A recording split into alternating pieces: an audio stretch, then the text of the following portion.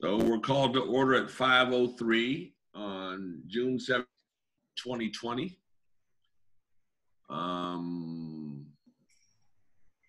I guess the oath of office will be done by you, Sebastian, for the Chula Vista members. That is correct. Okay. Okay. If I can please have Ed and Carolyn raise your hand and repeat after me.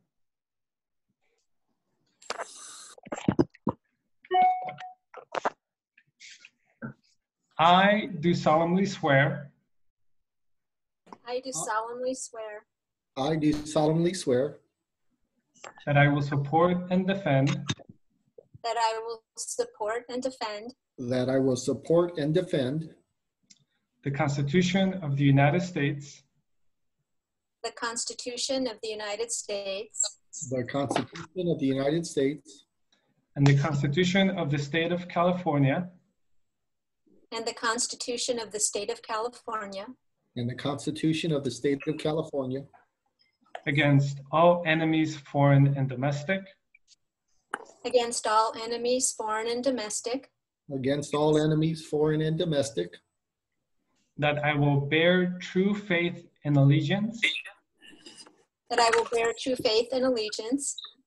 that I will bear true faith and allegiance To the Constitution of the United States and the Constitution of the State of California.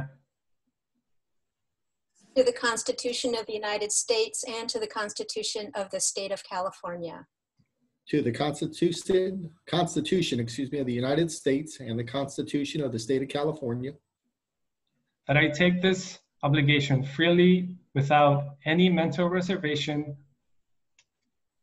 That I take this obligation freely and without reservation.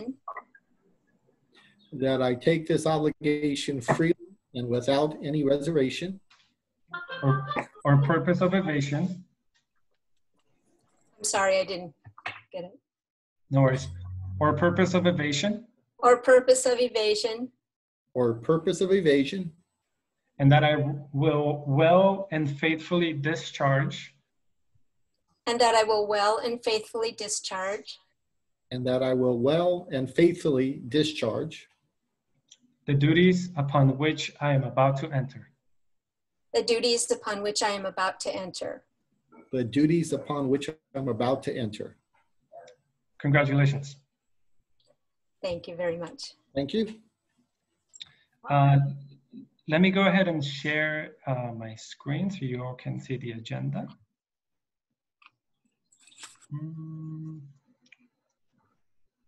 Let's see if this will work.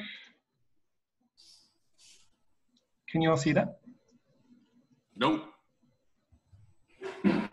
Yes. Now we can. Okay. Okay, great. Okay, should we move number 7 on the regular agenda up to before number 4? Committee member introductions before we elect a committee chair, vice chair, and secretary? I think that's a good idea, especially since it's not really an action item. I think that's appropriate to do. Okay, so we're moving number 7 on the regular agenda, number 3.5. I'm Eddie Price. Currently, I'm the interim chair of this committee. I'm the community coordinator for Grid Alternatives. I'm also on this board, as well as the executive director of the San Diego Urban Sustainability Coalition. Next.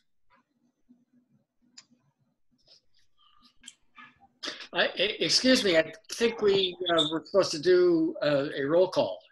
I was going to suggest, Sebastian, if we maybe want to do roll call and introductions concurrently, that might be a good way to do both. Okay. Do you suggest I call out on the individual members and ask that they state that they're present and then follow up with their comments. That sounds good. Why don't we just go with me since I already stated who I am? I'll just say I'm president. I'm present. Great.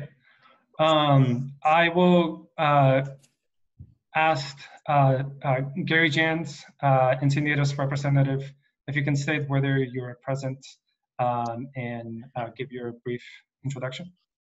Yes. My name is Gary Johns. I am present. And as a brief introduction, I have been active with the Sierra Club in Encinitas to promote community choice energy. And by virtue, I suppose, of that civic engagement, Joe Mosca nominated me to be on this board. Thank you, Gary, and my apologies for, again, your last name, Gary Johns. Don't worry about it. Now, next, can I please hear from Tara Hammond? Hi, Tara Hammond, founder of Hammond Climate Solutions. I am present, and I am an Encinitas representative as well. I've been advocating for community choice energy here in the county for over 8.5 years, and am the board president of Grid Alternatives San Diego and the chair of the San Diego chapter of the California Solar and Storage Association. Thank you very much. Next up, can we hear from Representative Matthew Vasilakis? Everyone, my name is Matthew Vasilakis, present. I am the co-director of policy at Climate Action Campaign, an organization that's been advocating for community choice energy in the San Diego region for about half a decade. So very happy to be here. Also coordinator of the San Diego Community Choice Alliance, and I'm on the board of the San Diego Urban Sustainability Coalition. Thank you. Thank you, Matthew. David Harris. Hi, everyone. David Harris from La Mesa. I am present, and I am a volunteer with San Diego 350. I currently chair the Climate Action Plan Committee, and we are working with Climate Action Campaign on some of the climate plan updates. And I've been involved in community choice energy for the past 5 years. Worked really hard with other organizations and volunteers from 350 to get community choice in La Mesa. And now we've joined the JPA, and here I am. Thank you, David. Can we hear next from Anna Webb? Good evening. This is the first time I'm on my iPhone on a meeting, so I hope you can see me. My name's Anna Webb from Imperial Beach. I was nominated by Councilmember Mark West. We've worked very hard here in Imperial Beach to get environmentalists elected to our city council for a good reason. I'm a longtime sustainability activist, and also own my own marketing agency for the last 8 years here in San Diego County. And I'm honored to be on this committee. Thank you, Anna. Tom Summers.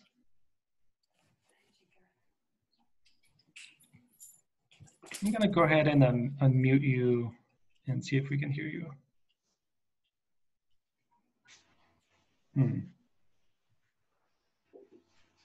Oh, there we go.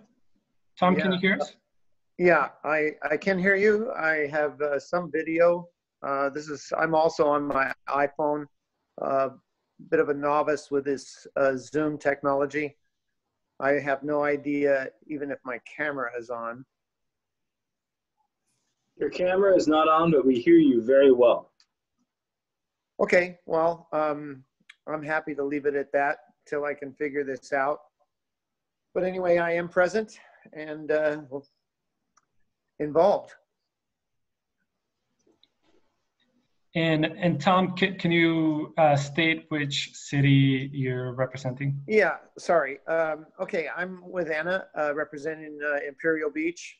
I'm a retired marine engineer and longtime solar advocate and extremely interested in sustainability and renewable energy. I'm here to serve. Thank you, Tom. Next, I believe we have the Chula Vista representatives, and we'll go ahead and get started with Edward Lopez.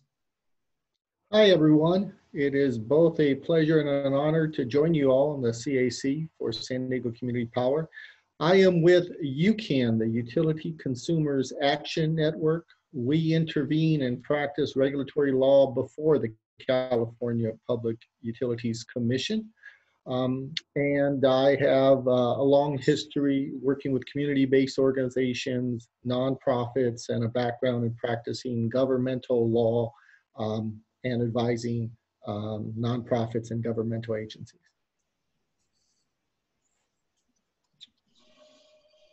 Thank you, Edward. And just to clarify, you prefer Ed, correct? Ed's fine. Edward, Eddie's already taken, so I'll be fine with it. Sounds good. I'll stick with Ed. And then Carolyn Scofield. Hi, I'm Carolyn Scofield, and I'm a longtime resident of Chula Vista. I was nominated by Council Member Steve Padilla.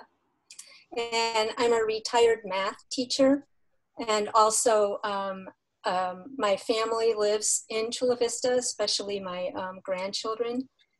About 4 years ago, I started a group to educate myself and others to promote civic action around human rights and environmental justice and also legislative accountability. And that ended up in 2017 with me starting to work with the Chula Vista Climate Action Campaign, the Sustainability Committee, and also with Community Choice Energy.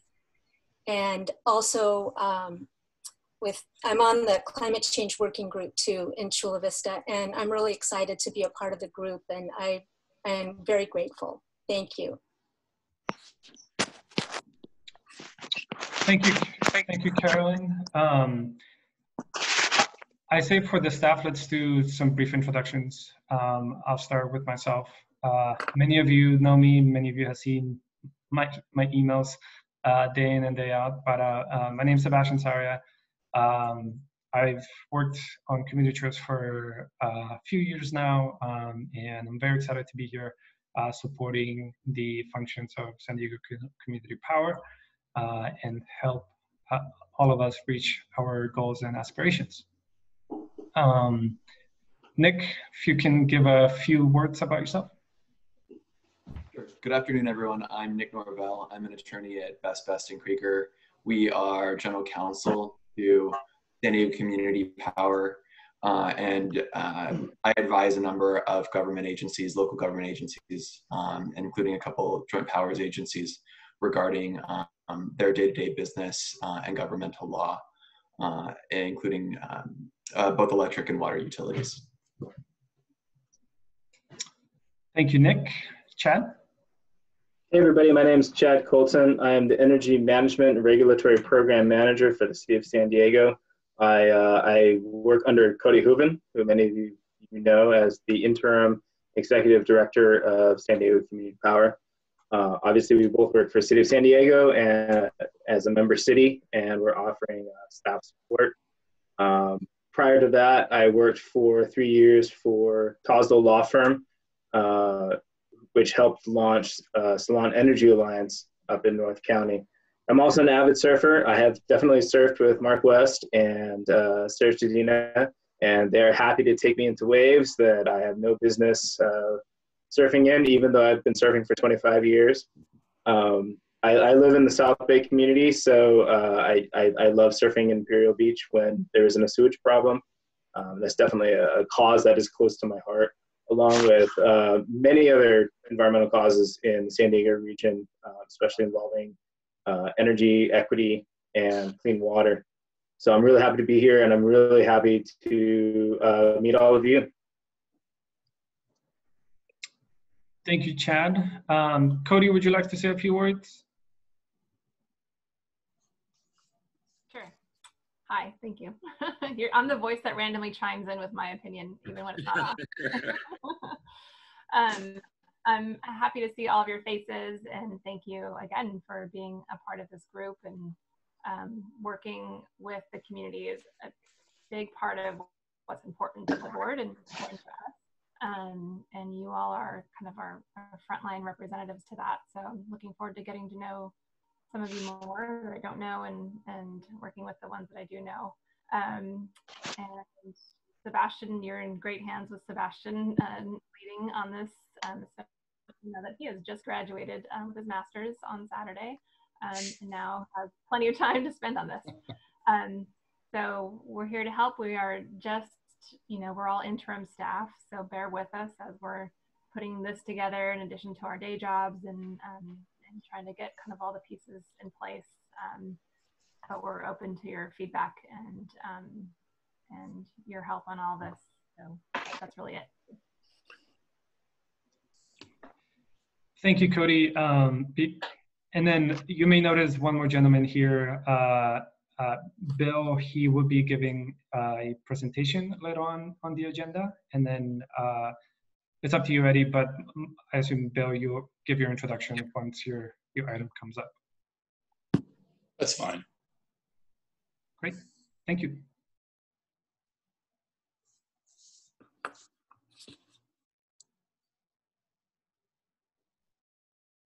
So now we move on to the election of the committee chair, vice chair, and secretary. Yes, and before we move on to that, I had asked Nick to provide a quick overview of how this process will unfold, so we have a better idea on kind of the steps for each officer role. Thank you, Sebastian. So the committee doesn't yet have formal rules of procedure yet on items like this. However, there are draft rules of procedure that the committee could choose to follow if it would like to. And on the election of officers, it says officers may be nominated or self-nominated and elected by a simple majority vote of the CAC. The alternative to nomination and then just having a majority vote among the candidates that are nominated would be to have someone make a motion to elect someone. If that motion carries by a majority, that person's elected. If it doesn't carry by a majority, then it would move on and somebody else could be nominated for that position. So it's really up to the committee which option it would like to pursue, but my thought is that probably the first option is a little bit more kind of consistent with an election where there's a nomination and then voting among candidates. And just also as a reminder, votes do have to be made publicly, and Sebastian would just go through the roll when the members are voting. Thank you, Nick. And then to provide a little bit more background, I will go to, let's see. Anna has her hand up. Maybe she has a question.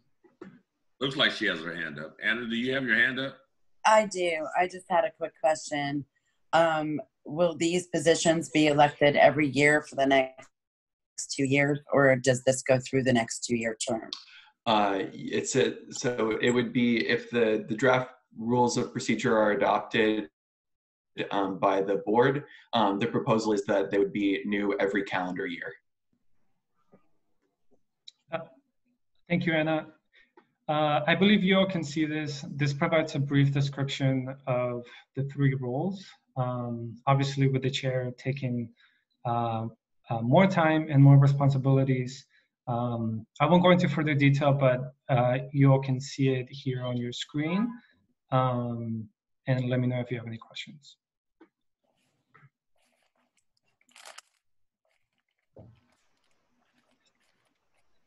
And then, Anna, do you still have a question? I see your hand is still raised up. Okay, thank you.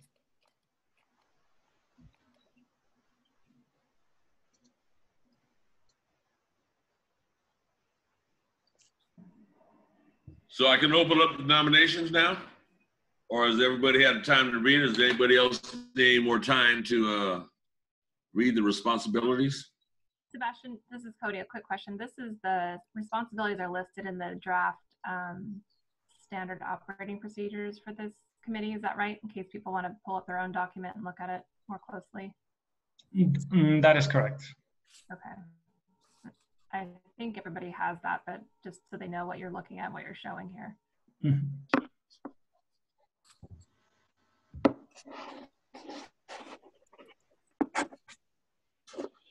One other, while you're all kind of thinking a little bit on the secretary section.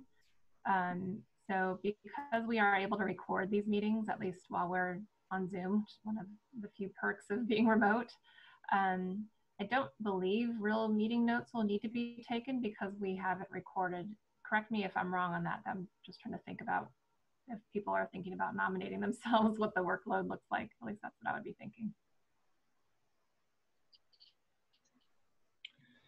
Could I ask, it may be helpful to me at least, if there's anybody who has a particular interest in self-nominating themselves, so to speak. I would be fine to support somebody who has a particular interest in stepping up. Well, myself, I would one of the positions. I wouldn't mind continuing my chairmanship duties. I'm interim chair now, and I would have no problem just moving on into a legitimate chair position. I would support that. Third. I think the question on the floor was regarding from Cody was if we actually need a secretary position. I thought that was first. If that is a specific question, we can, but at this point, I would be perfectly fine with making a motion to nominate Eddie Price as chair. I'll second that. Great.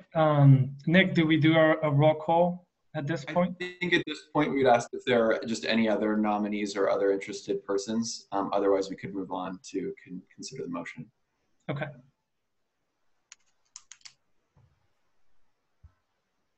And I think, I know this is kind of convoluted, but I think to address Anna's concern, in my humble opinion, I think we need to fulfill the secretary position. It's just that they won't have anything to do until we get off of Zoom. And then when we get off of Zoom, we'll have somebody that can assume those responsibilities. The secretary will have plenty to do, regardless. Yeah. Okay, Chad. Thank you, Eddie. Thank you.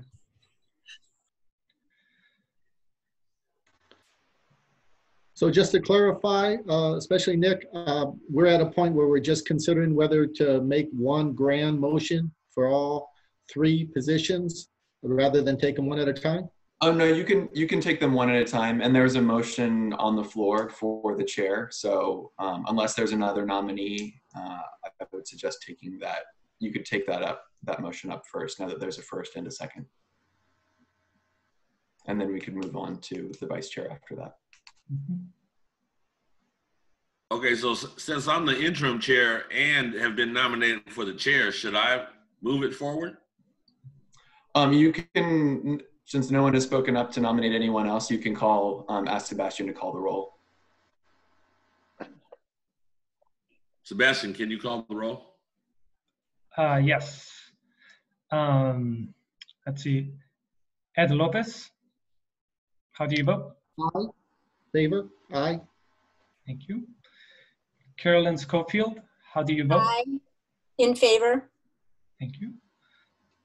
Gary Johns, how do you vote? I think you're muted, Gary.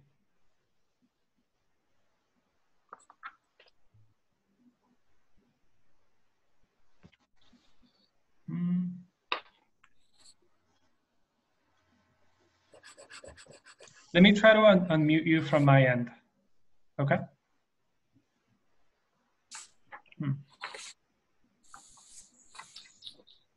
Excuse the technical difficulties. He can't just shake his head, yay or nay? There we go. Oh, there you Okay. Gary Johns, how do you vote? I vote for Eddie Price. Thank you. Tara Hammond, how do you vote? Aye. Thank you. Matthew Vasilakis, how do you vote? Aye. Thank you. David Harris, how do you vote? Aye. Thank you. Anna Webb, how do you vote? Aye. Tom Summers, how do you vote? I vote aye. And Eddie Price, how do you vote? I don't know, man. Aye. Thank you. Unanimous vote in favor of having Eddie Price as the chair. Thank you. Thank you very much. I'm honored. Mhm. Okay, so now we move on to the co-chair, correct? The vice chair. Vice chair. Mhm. Any nominations for the vice chair? I'd like to nominate Tara Hammond, if that's okay with the lawyer. And then Anna Webb, you also raised your hand? Yes, I'll self-nominate for vice chair. Do we get to speak as to why later, or should I say now why I feel I'm competent for that? Yeah, I think since we have two nominees, I guess that would be appropriate. Okay, so I'll wait until see if there's any more nominations. Thank you. Okay.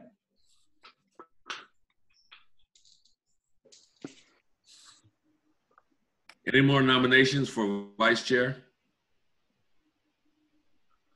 So we have two nominations, Anna Webb and Tara Hammond.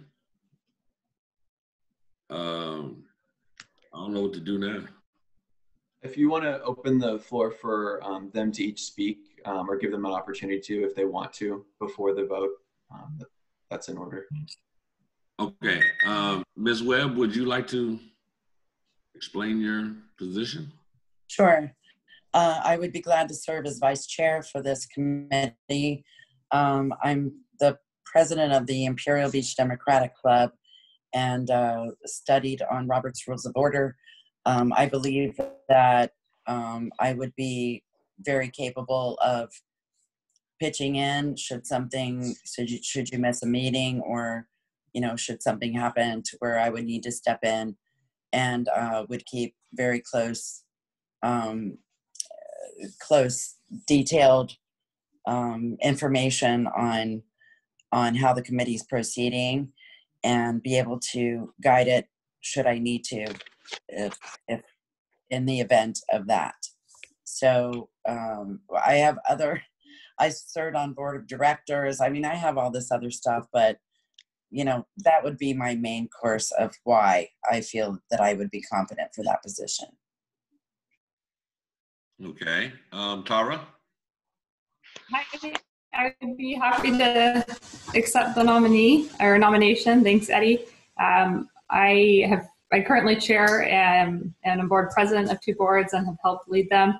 It looks like the main task for the vice chair is to take over solely if the chair wasn't around, and I think Eddie will be around a lot, but happy to help Eddie and help lead the coalition if need be. Okay, so now do I call for a vote, and how do we take a vote? Yeah, so you can ask Sebastian to take the vote, but each member of the committee should state the candidate that they would like to cast their vote for. I have a question. Yes, Ms. Lopez? So we're not taking it in the form of a motion, so we don't need a second. This is simply a roll call. What we could do is take basically a vote of the committee members for who has the majority, and then we could formalize it afterward with a motion second and full vote.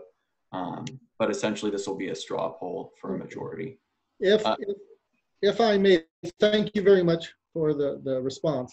If I may, I'm perfectly happy to support either. I know neither personally. I'm very pleased, however, that we'll have balance in diversity in the leadership.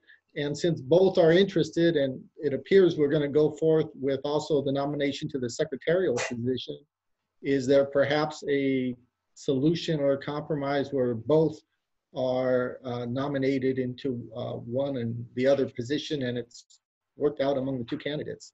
Who has an interest in what? I like that.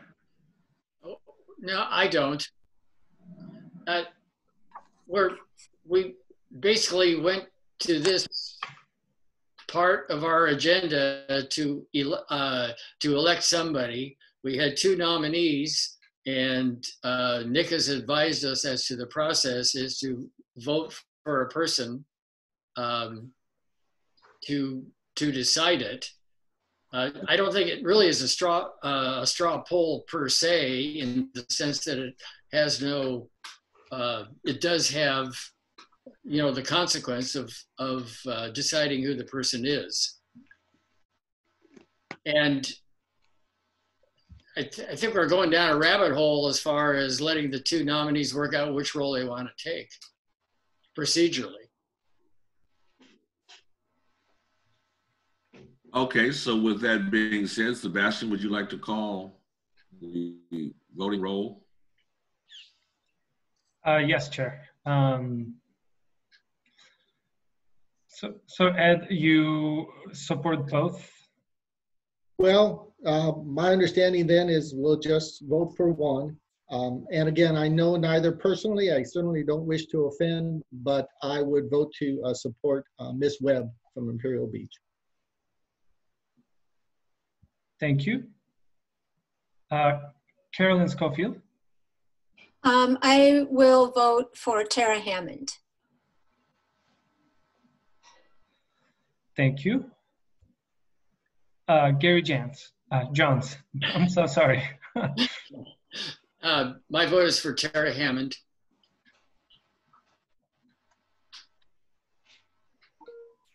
Thank you. Tara Hammond. Who do you vote for, Tara? I'll vote for myself, but I would be happy with Anna as well. I'll vote for myself, but I would be happy with Anna. Okay. Matthew Vasilakis. I will vote for Tara, and would also be happy with Anna, but vote for Tara. David Harris. I will vote for Ms. Hammond.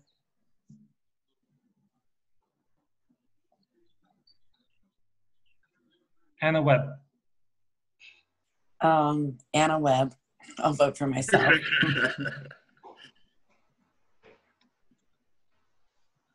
Tom Summers. Without prejudice, I vote for Anna Webb.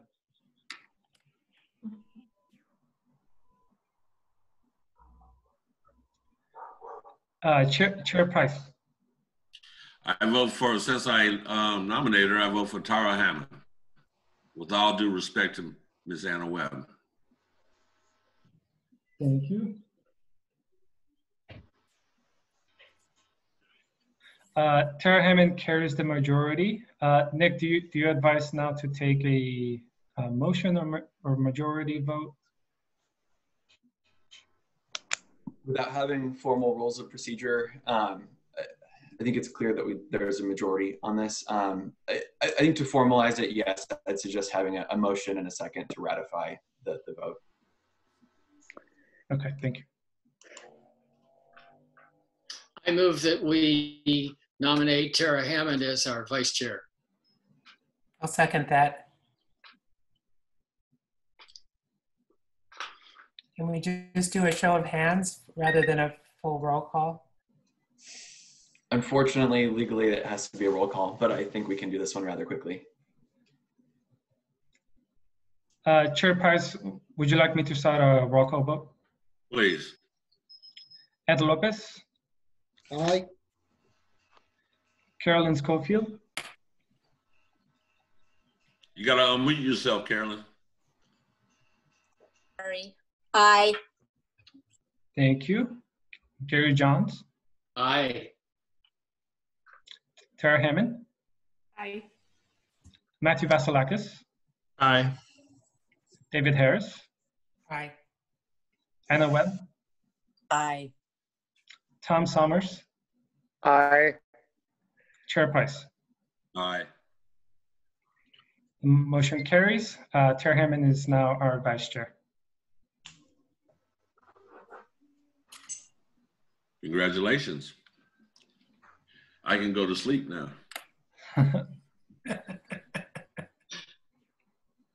So now we have the position of the secretary that needs nominations. So are there any nominations for the secretary? I nominate Anna Webb. I thought we would get to that. I would second. Okay, it's been moved and seconded. Are there any other nominations for secretary? Hearing none. I guess we call for a vote now. Yes. This has been moved and seconded. So Sebastian, you're doing the vote, correct? Yes.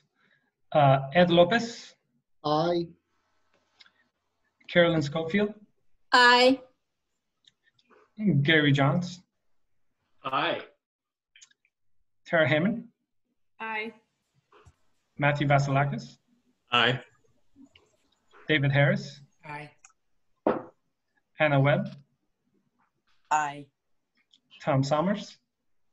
Aye. And Chair Price. Aye.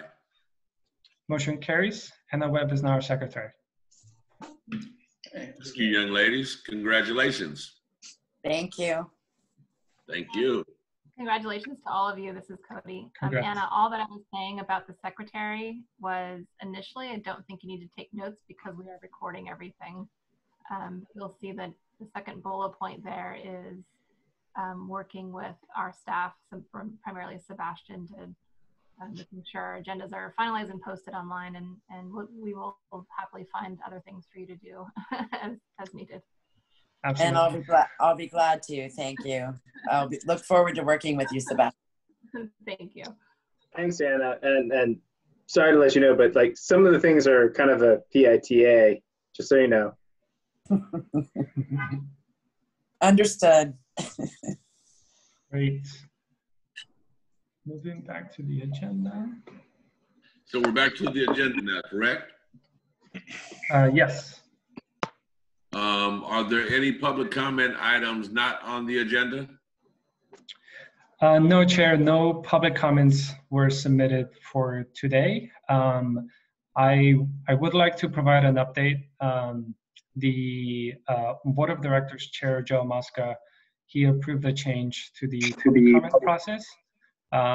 As many of you previously noted, we only took comments to be submitted via form and that the clerk would read out onto the record. Now we're accepting live public comments to allow more people who don't have a computer and are joining via telephone line to do so. And that is now approved across all committees and platforms of Sdcp to have consistency. But for today, as I mentioned, no public comments were submitted for today's meeting. Okay, thank you. We've already done number 7, which is the member introductions. So I believe now we're on regular agenda item number 8, presentation from General Counsel on Brown Act, and you have 2 minutes, sir. If I may interject, I just wanted to make sure that you covered item number 6. Do we have any items to be added, withdrawn, or reordered on the agenda? Hearing none, we'll move on now to number 8. The 2-minute presentation on Robert's Rules of Order, or Brown Act. I'll go ahead and stop sharing my screen, Nick. Okay, thanks.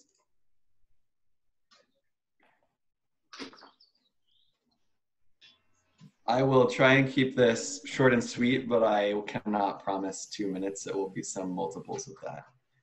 I'm going to go ahead and start sharing my screen. Sebastian, it says participant screen sharing is disabled.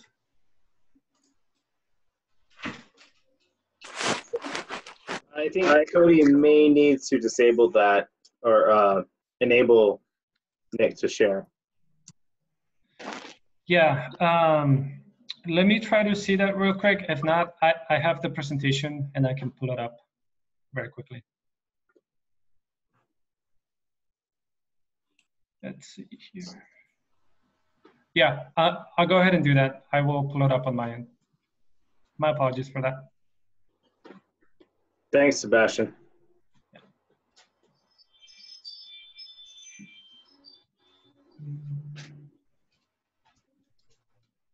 Please bear with me.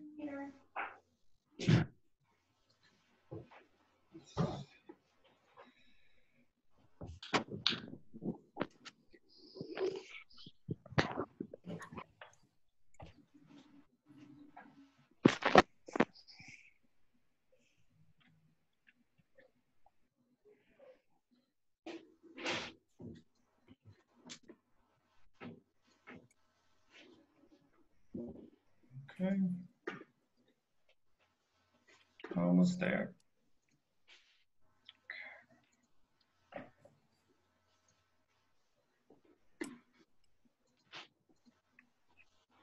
Okay. Good afternoon, everyone. As mentioned earlier, I'm Nick Norvell. I'm an attorney at Best and Krieger and Assistant General Counsel to San Diego Community Power. This presentation today is concerning the Brown Act, which many of you are probably familiar with as people who are involved in your local communities, have probably attended city council meetings and have some kind of familiarity with what the Brown Act might require.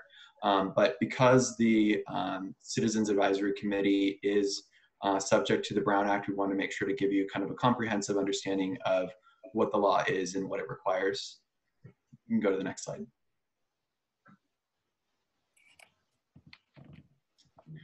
Just an overview of the presentation. We'll talk a little bit about the background about the Brown Act, how it applies, some cautions about your interactions outside of a formal meeting to make sure that they don't become something that's called a serial meeting.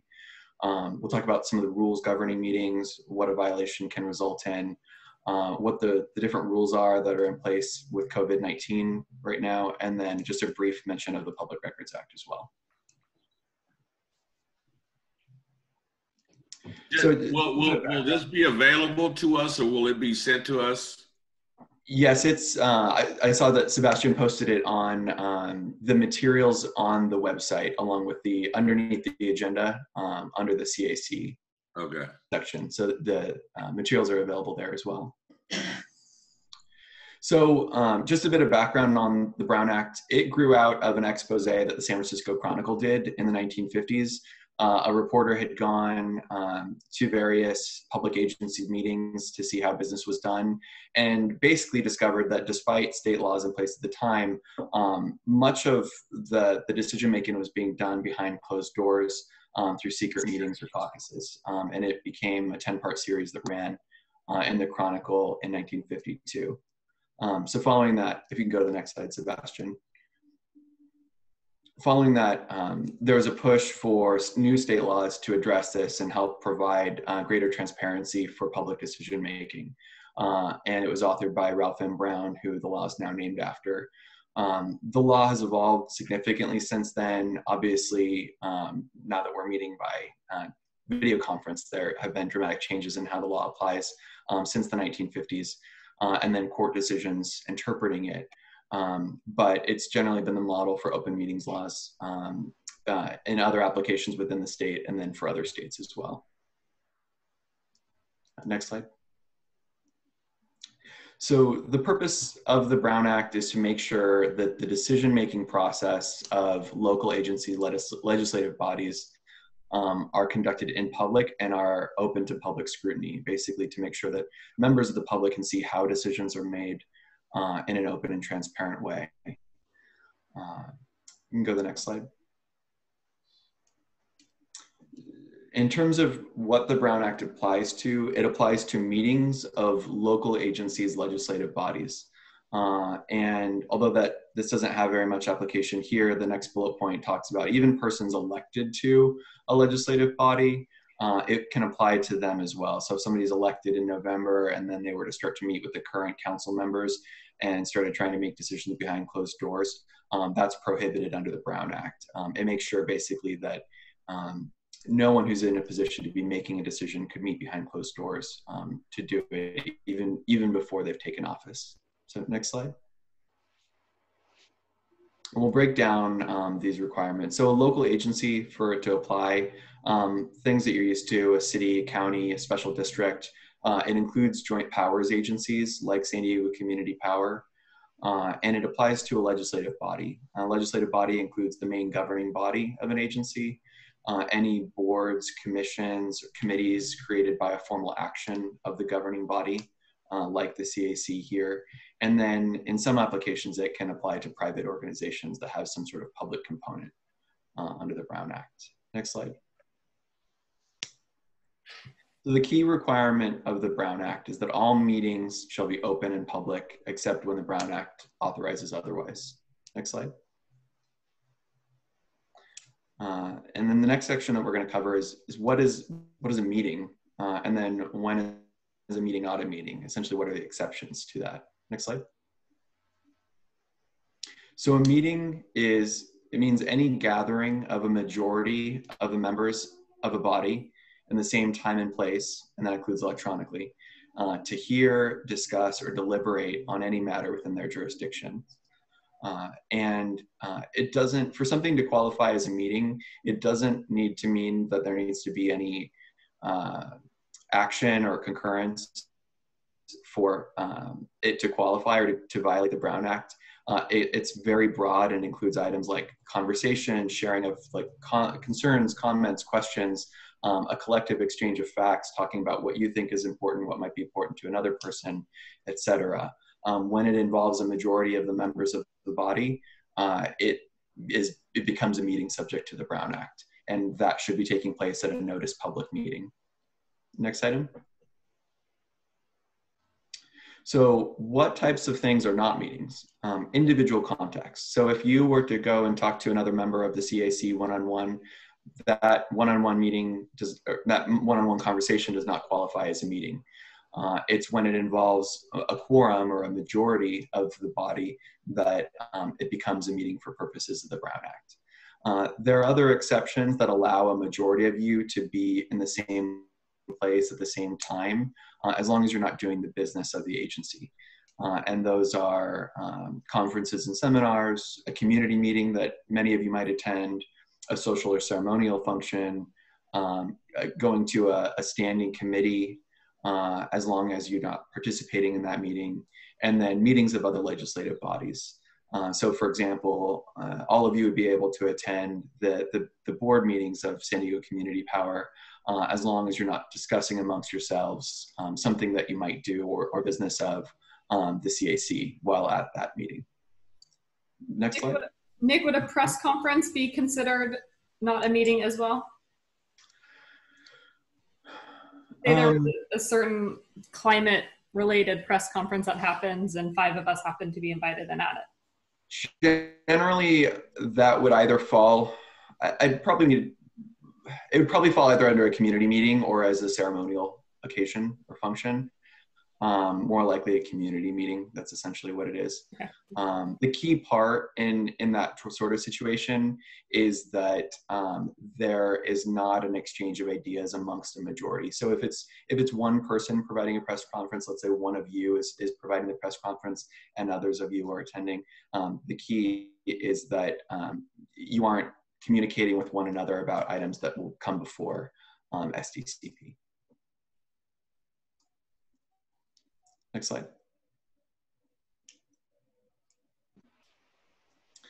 Serial meetings. So this is what I mentioned a bit earlier. There are occasions when an individual meeting or a series of individual meetings can amount to what we refer to as a serial meeting, which means it involves a majority of you in some way. So it's use of either direct communication, some sort of intermediaries, or technological devices by a majority of the members in order to develop a collective concurrence about something that's to be done here within the committee. Next slide. We'll give some examples of that. The way serial meetings can happen, it could be a series of personal meetings. It could be a series of telephone calls or combination thereof, emails, especially reply all emails, written correspondence, use of intermediaries personally, and we'll talk a little bit more about this, the use of social networking sites such as Facebook and Twitter. Next slide. So as I just mentioned, this is an emerging area, but it is one to be particularly cautious of, is commenting and the use of social media. Be aware of when engaging in discussions on social media or the comment section of an article that you are not engaging with one another or engaging the comments of another member of the committee. If it's just two of you, it doesn't necessarily rise to a level of concern, but once it starts to evolve and if members of the committee are seeing that or engaging in other ways, you could very quickly have a Brown Act issue. So it's just something to be especially cautious about when it comes to your activities on social media, whether that's Facebook or Twitter. And just be aware that this is an emerging area. There's not a lot of case law here. Comments, of course, are particularly concerning. Another potential emerging concern is if one of you were to post an article and then all of you were to like it and that article contains something that Sdcp should do, there could potentially be a plaintiff out there who says, well, all of those likes and the posting by the person, that amounted to essentially their decision to do this at the committee. There's not a case saying that yet that I'm aware of, but it is an emerging area of concern. So just be cautious in your engagements with one another on social media if you are connected in that way. Next slide. I just wanted to let Chair Price know that committee member Anna Webb has her hand raised.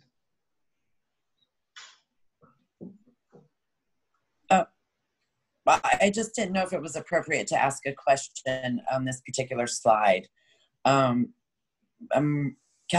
Mark West and I serve on the Imperial Beach Mayor's Task Force on COVID-19 for the business community segment.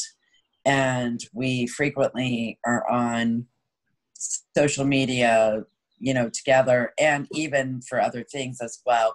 I didn't know how this applies, not just between our committee, but between board member and committee member. So if you could, later or whatever, I would just like to know that answer. I'll address it now. That's a great question for everybody. Just know that really the rules that we're talking about today and the provisions of the Brown Act only apply to you and the other people that you are on a committee with. So in particular this committee. So for example, for you and for Councilmember West, because you aren't on a legislative body together, it wouldn't apply to you or affect you in any particular way.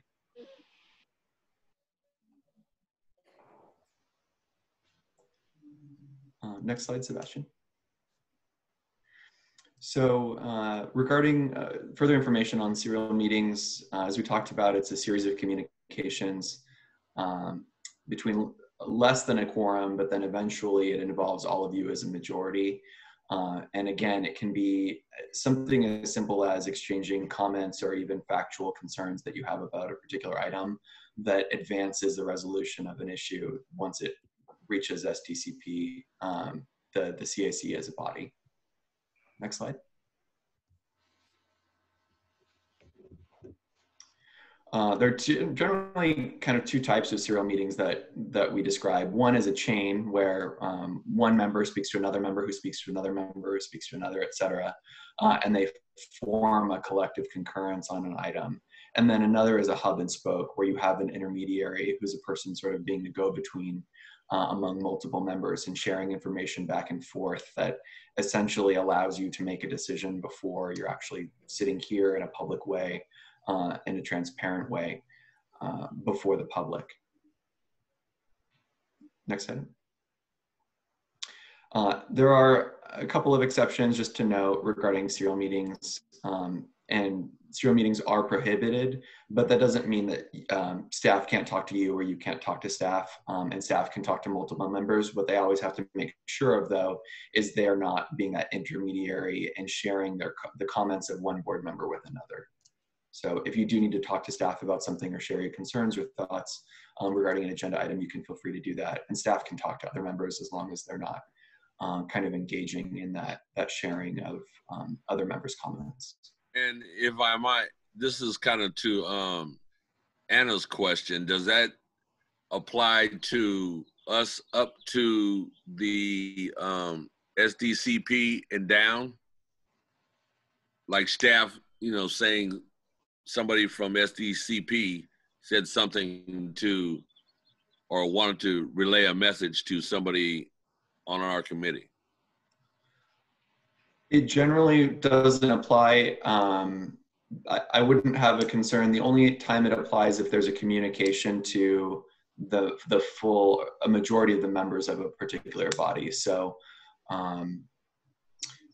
it generally could be shared, like if a member of the CAC had a comment and it was shared with the full board, that would be okay, but the board wouldn't be able to talk amongst themselves outside of a public meeting about those comments or those discussions. Okay. Nick, would it be helpful to give some examples, like practical examples of what the Brown Act is trying to avoid? For instance, folks getting together in their private San Diego club and discussing business that should not be discussed in a private. Sure. Yeah. I mean, that's sort of the classic example, or the example that the San Francisco Chronicle series of articles came out of is that the idea is that a majority of the body would be in a particular place together outside of the public knowing about it and being able to either make a decision or come to some understanding of an issue before you are actually in front of the public and making it. So that's the main concern of the Brown Act, and it's sometimes the rules are very easy to apply and to make sure that there's not a concern about that. Sometimes there are difficult questions, but that's always the main focus, is making sure that the public can see your decision-making process. Next slide. Quick tips regarding emails.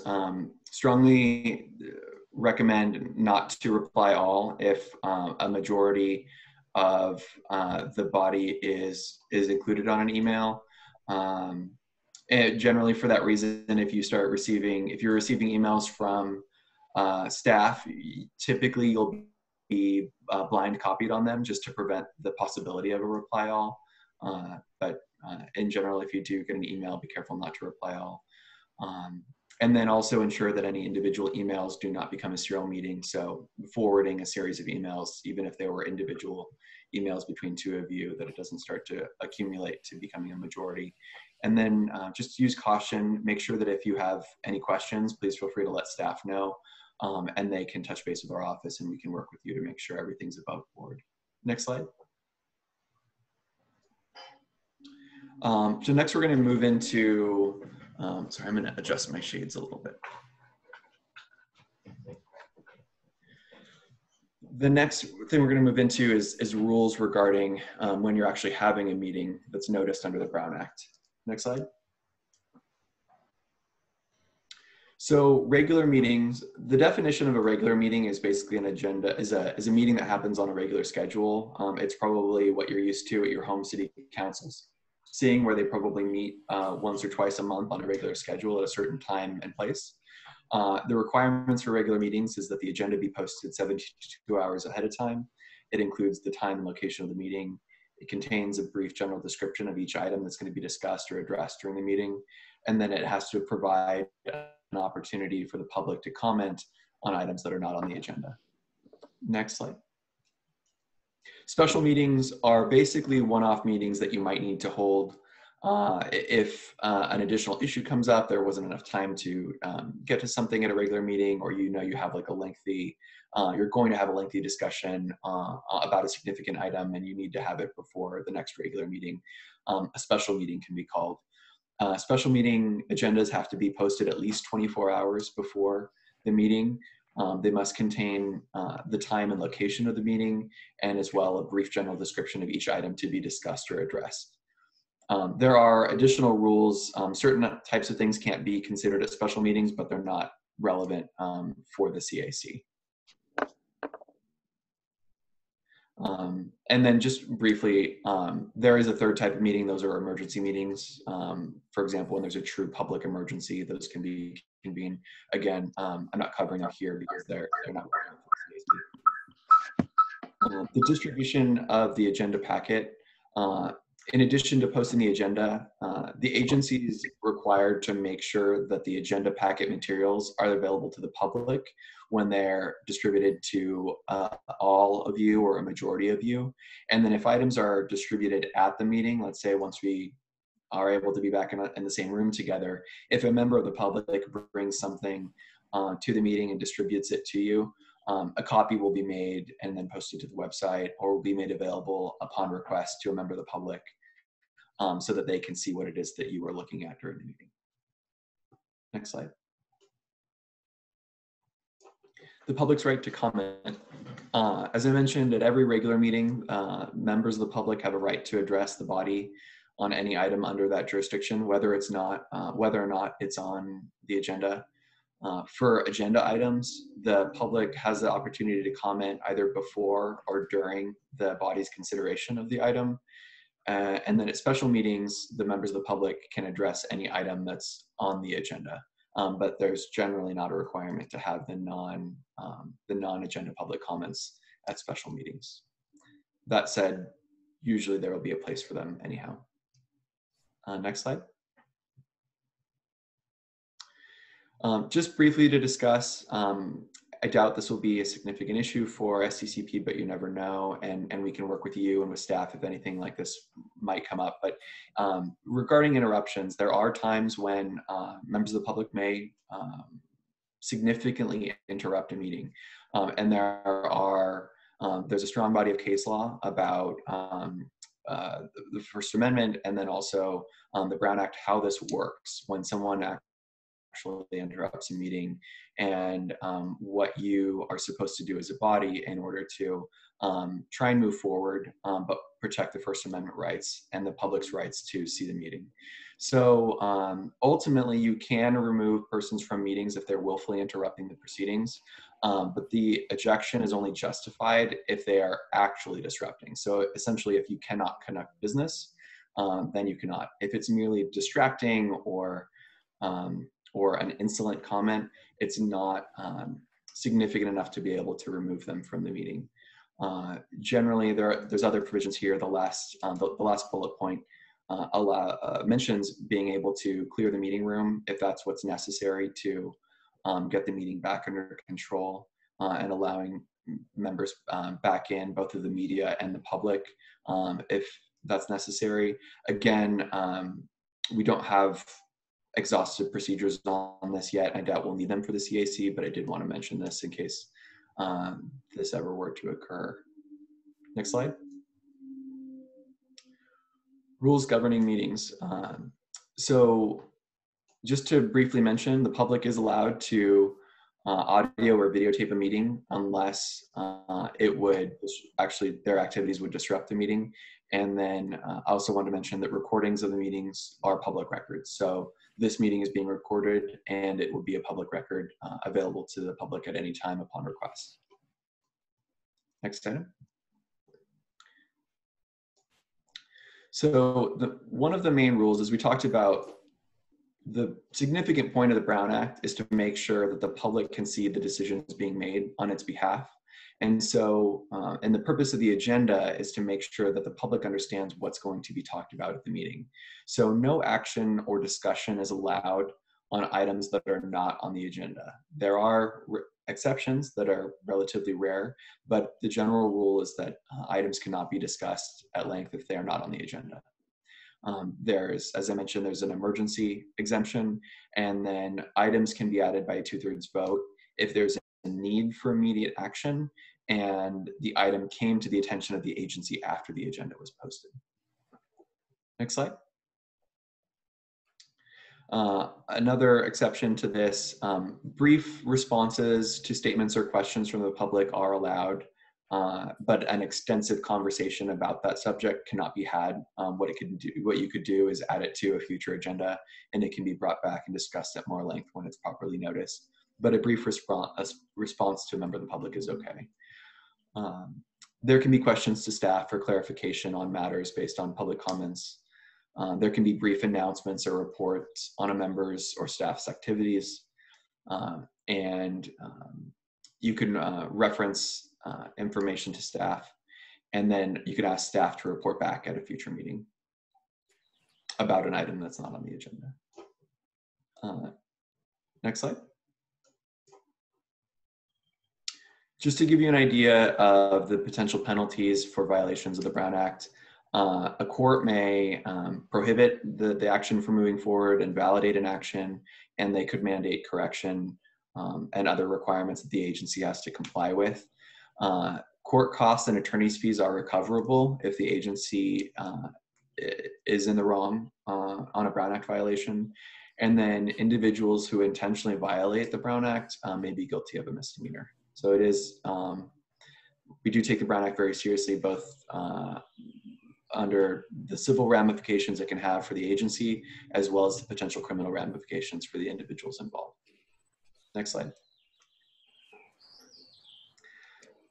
So just giving you an idea of sort of the world of the Brown Act changed for the first time I'm aware of with COVID-19 and the measures taken to prevent its spread. So the governor in March 2020 waived various provisions of the Brown Act and allowed meetings to be held entirely by teleconference or by video conferencing without a physical meeting location. Previously, and the general rule is that there has to be some physical location from which meetings are held. And even if teleconferencing is used for some of the members, generally the majority of the members still has to be meeting within the boundaries of the agency. So this is, as I mentioned, a very, very different world than the typical Brown Act rules. And then the other requirement that the governor's executive orders required was that the public be given information on how they can observe the meeting and participate and provide comments. And that information must be included on the agenda. Next slide. Turning away from the Brown Act briefly, just wanted to give you a brief description on the Public Records Act. Every person, Californian and non-Californian, has a right to inspect public records of any state or local agency within California. And a public record is any writing, includes electronic writings or voicemails, etc., containing information related to the conduct of the public agency's business by a public agency. Next slide. And I do want to note that in 2017, the California Supreme Court decided that even records that are contained on a private device or account can qualify as public records. So in that case, the court held that a city employee who used a personal account to communicate on items about the public's business, those writings could be subject to disclosure under the California Public Records Act. Next slide. And giving you a little bit of background on why the court ruled the way it did, it wanted to make sure that public records and how the public's business was being conducted wasn't being shielded from disclosure simply because it was being done on a private device or account. That essentially public employees or officials couldn't hide their public-related activities by using a private device or account. And in determining whether a record that they hold is related to the public's business, the court will look at a number of different factors, what the content is, who it's exchanged between, maybe the history of the conversation, et cetera. So there will kind of be a close factual look at whether it's actually a public record or whether it's a private record. Next slide. Nick, a question if you didn't mind. Mm-hmm. it may not be a Brown Act question per se, maybe just an offshoot. So if one has a social media account, even if it's personal, but communicating the business, does that mean there are also then restrictions or limitations on how one can offer access to the public to that social media account in terms of blocking or what have you? That's a great question, and it's timely because there have been a number of court decisions in the past couple of years, particularly regarding the president's Twitter account and the ability to block individuals. The court will take a look at what the nature of the account is. So if it is a personal account that you're primarily using for personal reasons that are not related to your government position, or it's not extensively used related to your government role, then it would not be subject to those First Amendment rules that would allow the public to be privy to it. Now, if you were to create a social media account that was exclusively about your role and identified yourself as a CAC member, et cetera, then that account that holds itself out as being your official account would certainly be subject to those rules. So it's a factual question, and it's going to be a factor test.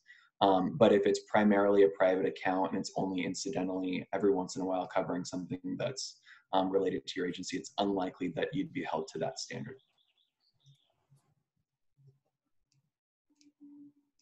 Next slide.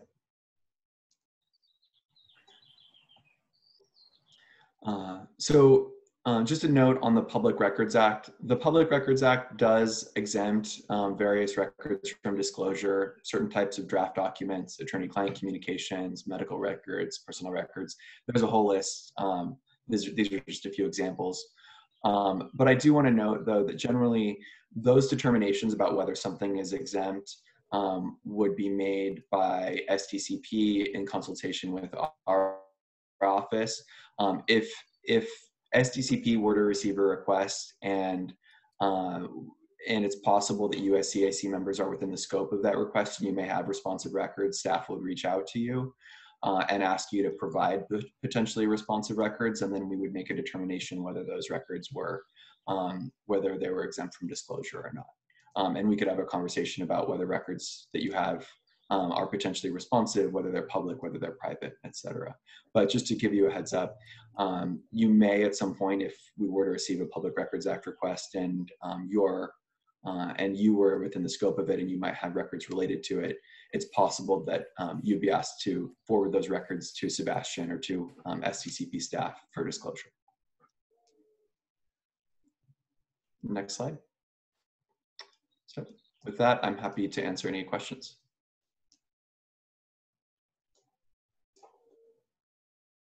I'd like to tag on a little thing to Nick's presentation, which was excellent, and just give you guys some context. Essentially, the Brown Act and the PRA are essentially designed around avoiding the appearance of backroom deals. So if at any point you're confronted with a situation where it seems like it might be a backroom deal, obviously do not participate. That's really like the thrust of the California Public Records Act and the Brown Act. Another question, if you didn't mind, Nick, and it's not a Brown Act question per se, goes to the overall obligations and requirements of us. As members, are we obligated to complete any forms and statements? I'm thinking of the old Statement of Economic Interest. I think it was the FPPC Form 700. I don't know if it's still the same. If so, when is there a deadline after assuming position? That's a great question, and thank you for bringing it up. I think at a future meeting, it might be helpful for us. We'll do an additional, I'll talk to staff and we'll potentially do an additional training on conflicts of interest, which primarily arise from your financial interests. For now, with the initial formation of the committee, you are not required to complete a Form 700 or Statement of Economic Interest. And for those of you not familiar, that's basically a form that public officials who can influence financial decisions have to file annually and when they assume office, basically to give the public an idea of what their financial interests are, so that if a conflict does arise, the public can be aware that there might be a potential conflict. But with regard to a new committee like this, it's not required right away. Once there's a track record, basically, of you having making decisions and having influence on agency decisions, at that point you would become subject to the Form 700 requirements. So it's something that I would probably anticipate coming about within the next year or so, but it's not an immediate requirement for the committee. Thank you. That was a great question, Ed. Thank you. Okay, are there any more questions? Thank you for your presentation, sir. You exceeded your 2-minute allotment, but you did okay. Thanks, everyone. Thank you, Chair Price. Now we'll move on to agenda item number 9. One of the reasons why I wanted to, I agree with this having this presentation presented to us is so that we kind of get an understanding of the weight and the value of our conversation in our committee and what we'll be dealing with. It's quite a lot of money and it's some pretty serious stuff. And this may be the beginning of some of the conversations that we will have as a committee. So with that being said, I present to you Bill Powers.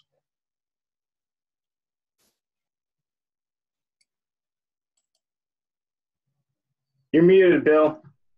You're muted. Thank you, Chairman Price. Thank you, Sebastian and Cody and advisory committee members. I really appreciate this opportunity. And and I'll try and keep this short. I know it's getting late, but I think it is very important to understand there's been a long history in the development of CCA in San Diego that we're somewhat unique in the objectives that we've laid out. And it really is going to be on the advisory committee to remind the professionals what the heart and soul of the program is as it goes on. What are we really after? And who am I? I am a professional engineer, consulting engineer on power systems who got inspired by the 2000-2001 energy crisis to become an activist and get involved in my community, because I saw that as a shakedown of the entire community.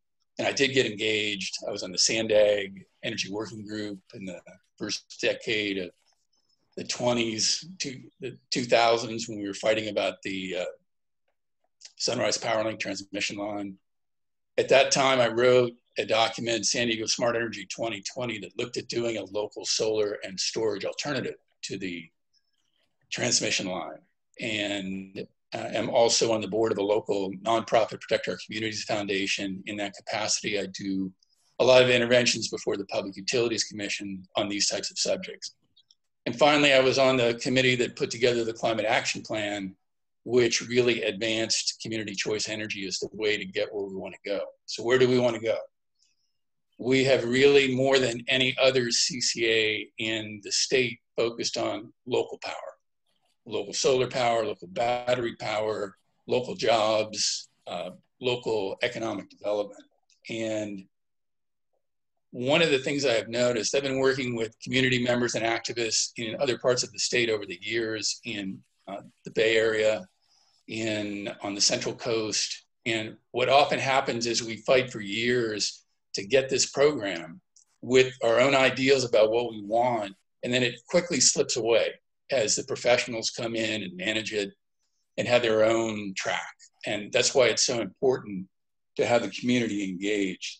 And so what I think so bottom line is, you need a good plan. You need to know what your plan is, and you need to stick with it. So thank you, Sebastian, for putting up the plan, or the most recent detailed document on what is it that San Diego Community Power hopes to achieve.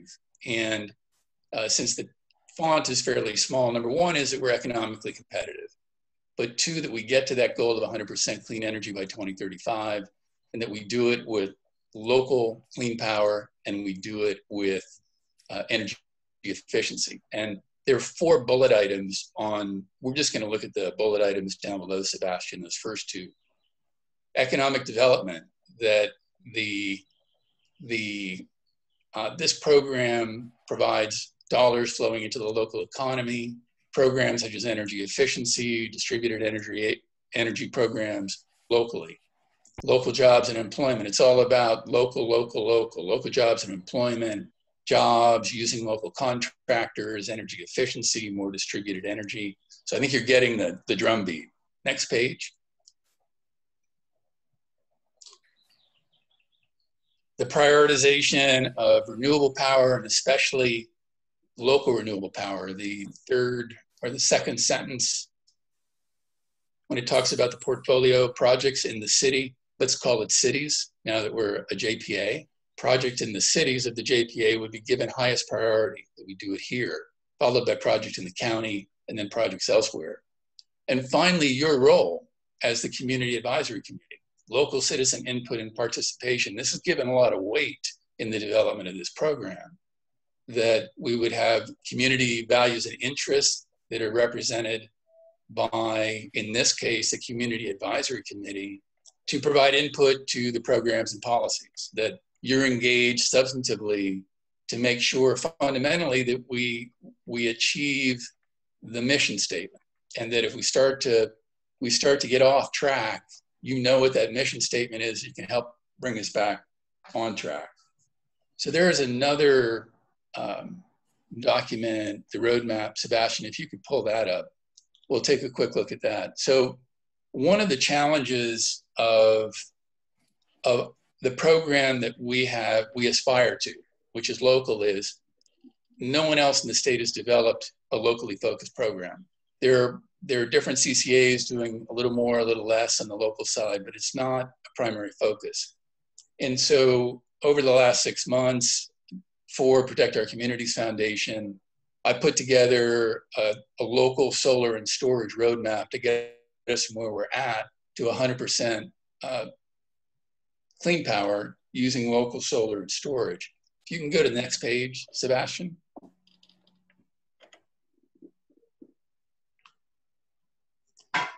So just 30-second 101, currently under SDG&E, we get about 45% of our power is renewable power. Essentially all of it is remote. It's in Montana, Central Valley, Imperial County, Mexico. They're about less than 1% is local. At the same time, the state has a wonderful California Energy Efficiency Strategic Plan. Many of you know that all new construction is supposed to have solar power on it. That's part of that plan. A lot of existing construction is supposed to have solar on it as well. And so this roadmap is built around that California plan. And one thing that we should all be, or pat ourselves on the back for, is we have the most dynamic local solar business in the state. We were out in front on rooftop solar. This plan is intended to keep us out in front. We maintain that rooftop solar and add to it. If you can go to the next page, Sebastian. I want to hit a couple of the highlights of this and leave it at that and let you know that I'm happy to be a resource to all of you on this type of information. And number one, maintain this build rate we have, which is, you know, it's adding in SDG&E territory about 200 megawatts a year of rooftop solar. In the city of San Diego, 100 megawatts of solar. That's a lot of solar. We want to maintain that pace, in part because there's a lot of economic development associated with that. We have a lot of local solar companies.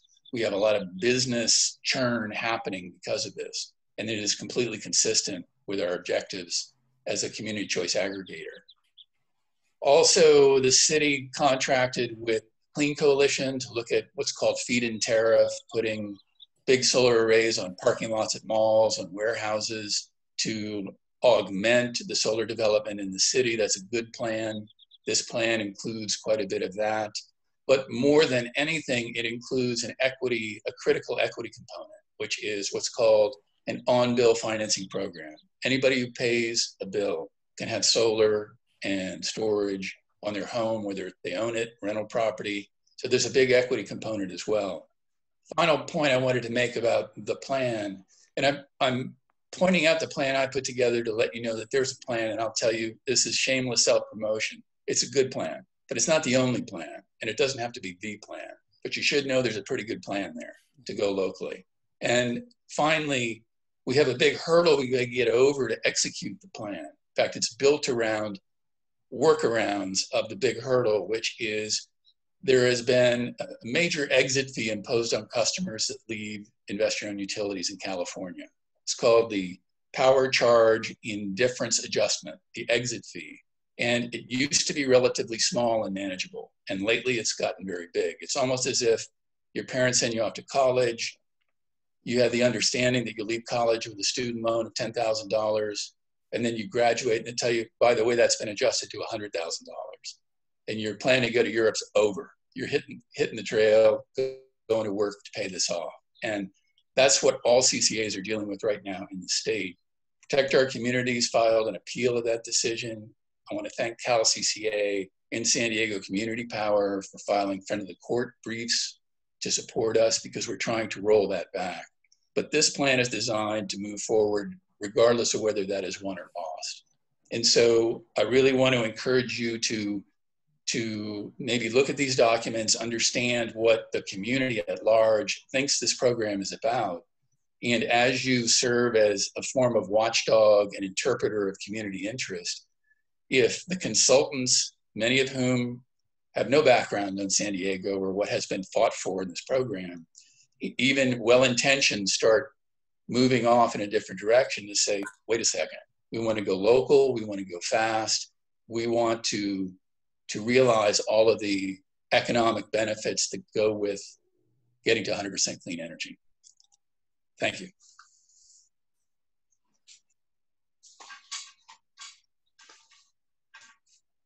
Thank you, Bill. Appreciate that. Any questions for Bill? Bill, wanted to find out when the appeal is going to be heard.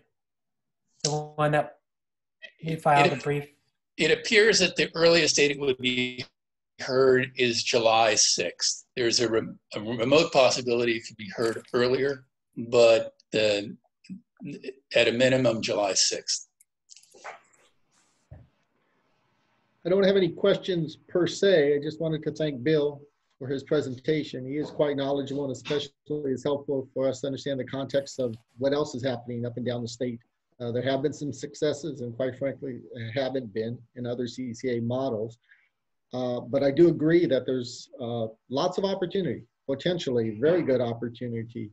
I would note that I know here in San Diego, there had been a community-based organization. I was part of the effort, an EPIC grant under the California Energy Commission, and we were looking at developing local renewable generation in a disadvantaged community.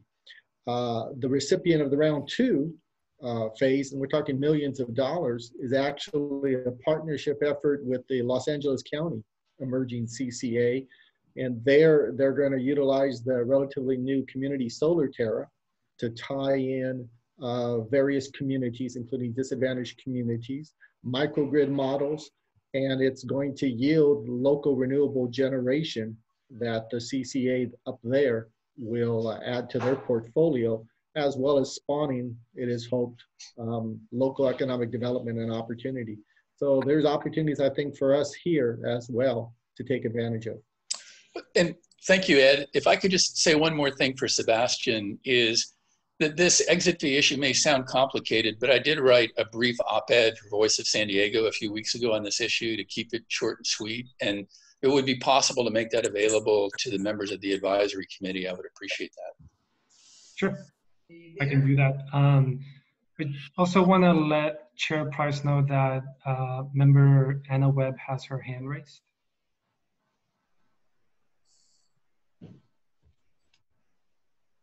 Ms. Webb? Yes, I'm sorry. I thought that was the protocol. Yes. That's how we do it on other meetings. I apologize. Yes. I do understand and appreciate the amazing roadmap that Bill has outlined here, and what our role here is. It's explained it a lot better than I originally understood. I was curious with regard to our role as far as self-sustainability. Will hydropower or wind power or other types of energy resources be considered or discussed with what we're doing, or is it strictly solar? I apologize for my ignorance. Anna, would you like me to respond? Yes, please. Currently in the SDG&E portfolio that serves San Diego and will be those renewable portfolio attributes we transferred to San Diego Community Power. Under contract, SDG&E has about 1,300 megawatts of solar utility scale, 1,300 megawatts more or less of wind power, and 4 megawatts of local solar that they own. And so this plan is really focused on local solar because that's where the economic benefit would be, you know, the jobs and the work. And also the feeling that we're already pretty top heavy on wind and solar in remote locations. Wind's tough to do locally. We don't have high wind areas locally. Hydropower, if there's a good resource locally we could use, wave power, of course, that would be something to consider. But the focus is really, what can we do locally that involves renewable power, and it's basically solar power. And then, thank you. And then if I can also add to that, the Finance and Risk Management Committee of Sdcp has been having these discussions, which are open for you all to attend as well, without violating the Brown Act, of course. But that's where those discussions are occurring, and where you can get more information. Documents relating to that are available on the website for you to read on. Okay. And if I might add, and I don't think Bill touched on this, the staggering amount of dollars that are at risk for new members of the San Diego Community Power Group, depending on which way the court cases go. It's a staggering amount of money that could be reinvested in communities, reinvested in projects, local projects, and things of that nature. So, Bill, if you could just mention some of the amounts that we're talking about. Thank you, Eddie. Chairman Price, the amount of money that the San Diego Community Power will pay in the form of exit fees is probably on the order of $250 million a year. That's a guesstimate on my part, but it is a tremendous amount of money. And our challenge to that decision is that much of these fees were added very late in the game. New fees that hadn't existed before.